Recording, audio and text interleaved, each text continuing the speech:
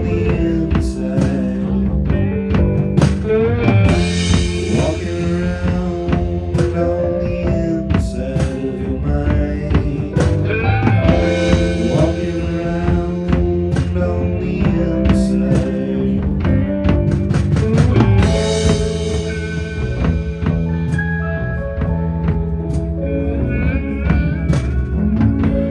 Different times always great. Go ahead, make my day. But your next gig is never far away. And Jennifer is lost again. $20 and a new boyfriend. He wants to rent a room to do some modeling. It's just walking around on the inside.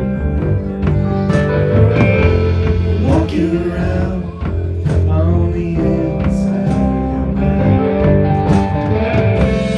Walking around on the inside. Walking around on the inside of your mind.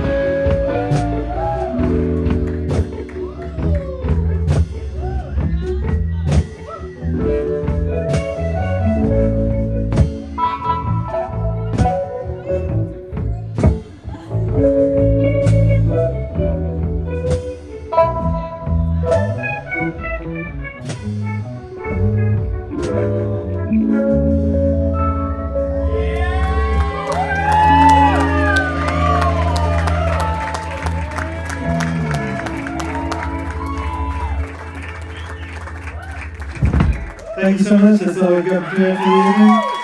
We hope to see each and every one of you back here tomorrow night. And we'll be hanging out for a little bit. We got a lot of great stuff in the back. Go say hi to Sean. Thanks, everybody. We had such a good time. Nate Sloan in the beginning playing cocktail music. Jeff Weiss DJing. And we're here. Let's hang out. See you tomorrow.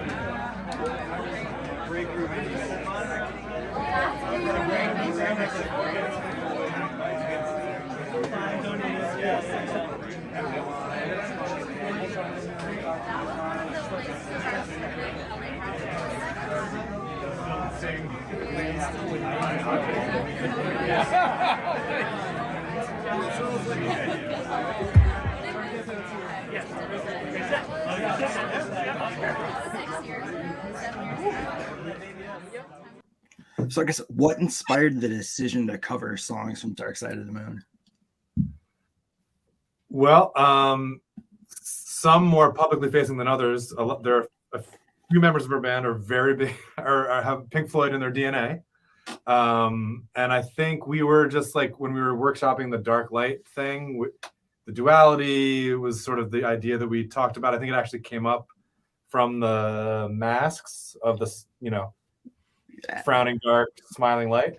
That I don't know, like, well, was a dark cover, and that was like the first thought. I think was like, oh, Dark Side. So then they're like kind of they were not too difficult to learn, right? There's like quarterly, not too much of a chord salad. Just like songs that we were really psyched about, that we thought people would be psyched to hear, that are kind of like, we wanted to do some covers because that's a kind of Halloween tradition, but we didn't want to just like go ahead and do the like, we're covering an entire record, because like, it's been done many times.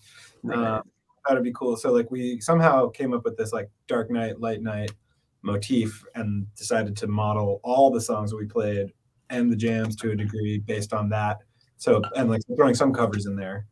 It's funny though, because, we'll get to that later, but arguably the covers, like sonically on the Dark Night, were kind of light. Right. And the covers sonically on the Light Night were kind of dark. I mean, it's not a foolproof intellectual closed system.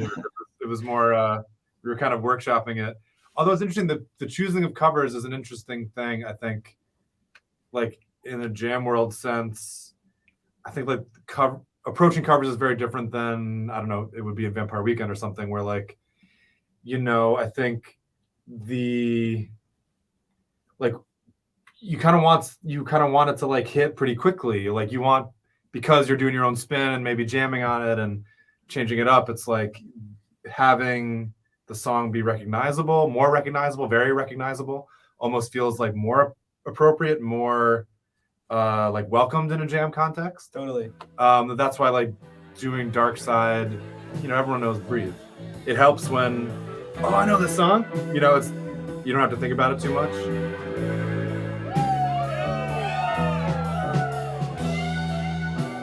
It just felt more natural to pick something that we thought more people could share. And even like talking about on Dark Side, like there's somewhat, choosing which songs from that of like, let's Breathe. Like people, that was the sort of an obvious one. And damn if it didn't feel good to play. Yeah. And hit those vocal harmonies. It was like, it's like people know the song for a reason. It's good. Well, I know Zach's not here to talk about it, but was the keytar always something that he was planning on breaking out for that? Or was that? Even though it's the same progression, that is technically Any Color You Like, which like, on Dark Side is just this like ripping synthesizer solo. Right. So we were like, well, we got to do that. And bonus, we learned Breathe, so it's just Breathe in a different key. Like right. Zach is such a wizard that, first of all, of course, he has a keytar, and second of all, of course, he can just sort of like plug it in and rip this like mind-bending thing. I feel like I listened to a little bit of the tape afterwards, and I couldn't, for whatever reason, like it wasn't in my, like I couldn't really hear it when he was doing it live. We didn't have it in the wedges. Kind of lost in the wedges. Had it. But like listening back to it from some source was like, damn. I mean, it was not surprisingly, unsurprisingly, but it was like, man, I wish I'd heard that yeah. in real time. What was your guys' most memorable moment from night one, either set? You know, I feel like the one that sticks out in my mind is I think maybe because they were more like more of the moment was the dark jam and versus the night two's light jam. Like that was kind of a, you know, Dave has such a background and it's like so fluent in a way that's like we can just be like, okay, yeah, we'll just do a jam. You start it off, do something for like a couple minutes, and we'll come in. And it's just like this sweeping, very like full orchestral thing that those jams I think stick out maybe more because I was more in the moment and just like reacting and thinking in real time and not, you know, it wasn't part of a song that we practiced or that was written. part of the whole motif too. Is like, okay, we'll do like dark night jam, light night jam, which was like completely uncomposed, like barely any even like, you know, like suggestion of what the shape might be. And I was proud of us for like doing it, and I was proud of our audience actually for like for being with it too. You know, like I feel like high level of jam, sophistication, adventurous improvisation, understanding, you know, of like the crowd is like, yeah, we like improvisation. This is what we came to see you do. Like we're down, not just like play the songs I may know from re-listen or whatever, you know. So that was cool to feel like that could try something like that. That's sort of like without a net thing and have it connect live was great. That's cool. That's what I was gonna say. So is it like kind of more fun sometimes to just do that improvised version of something as opposed to what you've practiced over and over with the songs? Wouldn't no, not necessarily, because sometimes the jams go to those places too. But it was more just even like the being more a part of the audience, especially at the start of that, of like having literally no idea what Dave's gonna do, and then kind of like taking it in, see when the other guys come in, see when I want to come in. It was more. I think maybe that's why I remember it more, is like because I was watching it at the start more than just kind of like being in it the whole time. In general, though, like the whole ball felt like a step forward in terms of like trusting the improvisation and getting to some cool new places, like kind of like edging into more type 2, shall I say, territory, maybe type 3, you know.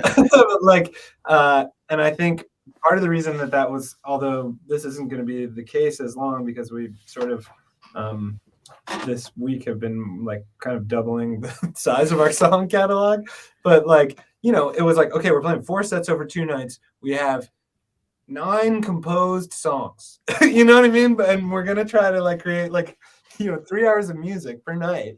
No repeats. So it was kind of like we forced our hand into like, you got to jam, you know. And I think like there's a little bit of like a breath before that, because you know you can hit the moments where it's like, and then we're gonna hit this like 6 stop and the crowd's gonna feel it, but it's like, how do you earn those, you know? And I remember really good on night 1 and night 2 about like, I think we did earn it, you know, like, and we had it other shows too, but like it was like it felt consistent, you know.